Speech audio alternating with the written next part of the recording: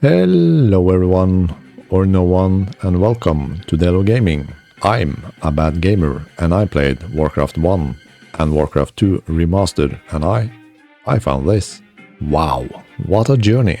It was so cool to see the development from each Warcraft game that in the end leads to the gem of a game, Warcraft 3. Loads of good old RTS gameplay, and I got a massive surprise while playing it. Definitely something I encourage others to do if you liked Warcraft 3 or RTS games in general. I consider myself a massive fan of RTS games. I still, in this day, play the good old games like Command & Conquer Generals, Red Alert 1, 2 and 3, Age of Empire, Warcraft 3 and still having a blast. I have never played Warcraft 1 or 2. I started playing Warcraft 3 and that developed into playing World of Warcraft over the years. So, when I saw the new remastered versions of Warcraft 1 and 2 coming out, I thought I just have to test them to see the beginning of this universe. So let's start with Warcraft 1, Orcs and Humans.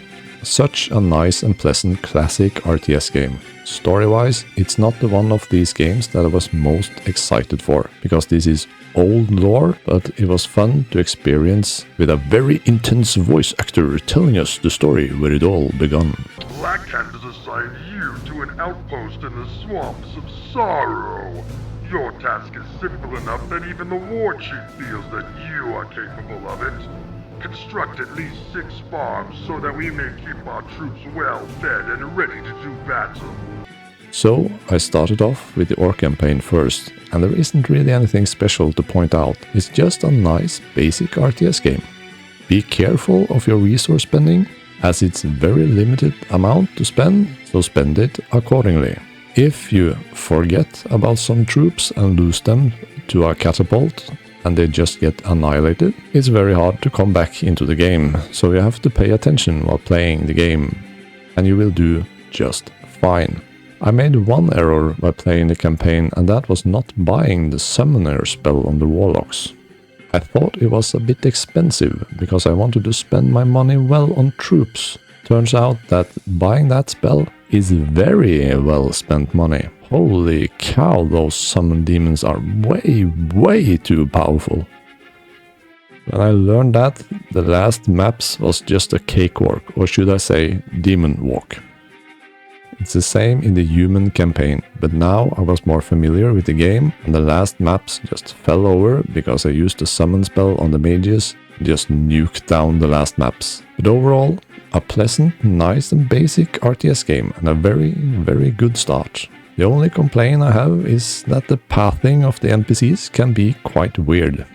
Sometimes they think it's faster to go east by traveling to the west, and they often like really big detours to get where you want them to go, so you have to pay attention when you're moving your units. So let's move on to Warcraft 2, Tides of Darkness.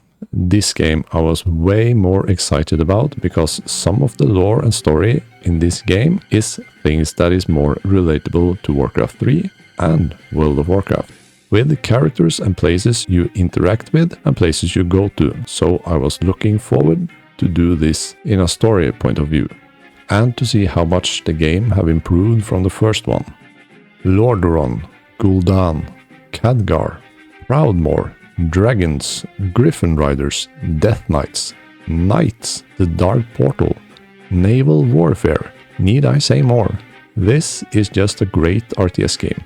New units from the first one. Now you have both air and naval units to think about, which means you need to think more on what types of units you want to build your army with, as you need a good balance to deal with the troubles ahead. This makes the game a bit more harder than the first one, as you might need a few attempts because you were not prepared for the situation you came across. For example, your army got wiped out by 4 dragons because you didn't have enough archers to kill them. So it was a testing and learning phase for pretty much every map, where you spent like 1, 2, maybe 3 attempts learning it, so you knew how to spend your resources wisely, and then you did just fine, and I really enjoyed it. I was following more along with the story because the places you go to and characters involved are more familiar to me. The combat is more complex from the first one. I just really enjoy this. I played the campaign several times and I think it's just a good RTS game. I started with the Orc campaign on the first playthrough in this one as well, but for some reason I feel like the human campaign is a little bit easier than the Orc one. I think the Orcs are more powerful in a PvP context, but in the campaign it feels easier to play the humans because the mages are so powerful. The issue I had with pathing is fixed in this game. The next thing you have to think about in this one is the micro-managing of units becomes a bigger thing, like shipping healing units with your knights. So if you want to play the game effectively and good, you better learn some key commands. It was so nice to see this old but gold ending cinematic of this game with my own eyes, and the next adventure is going into the expansion pack, Beyond the Dark Portal.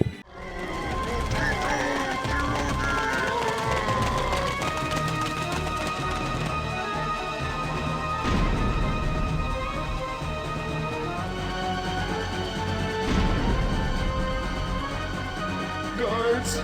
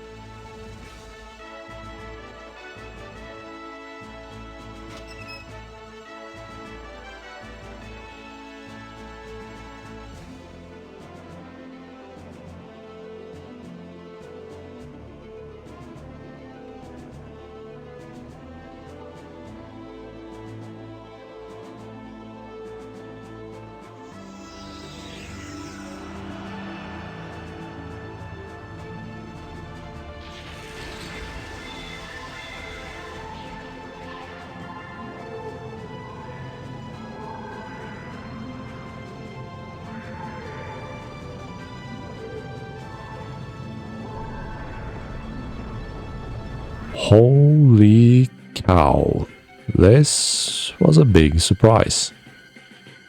The difficulty spike from Tides of Darkness into this one caught me quite off guard. This was quite a learning process and it took micromanaging of units to a whole new level.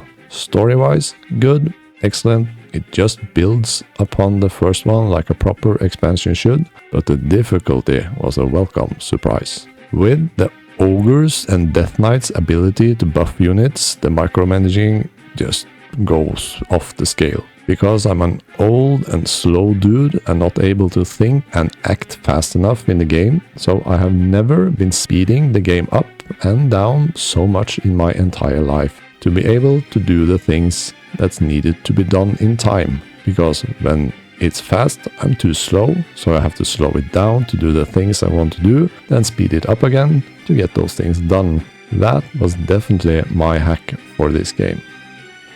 Again, I started with the Orc campaign first, and again I feel like that's so much harder than the human campaign.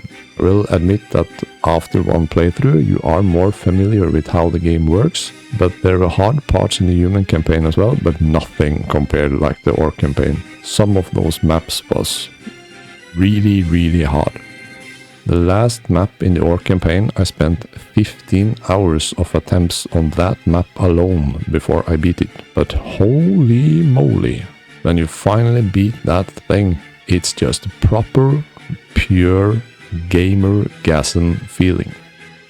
Nothing feels better, and I got that feeling so many times in this game. I also love the feeling of thinking about every resource spent.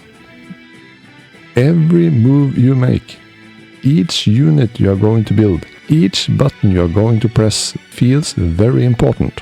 And in my twisted, weird little head, you had to plan absolutely everything out, just like a proper strategy game should feel like. And that is the main feeling I was sitting left with after playing this expansion pack. And knowing all this leading to Warcraft 3, where they improved the combat and made the story more immersive than in these two games, was just a fun experience.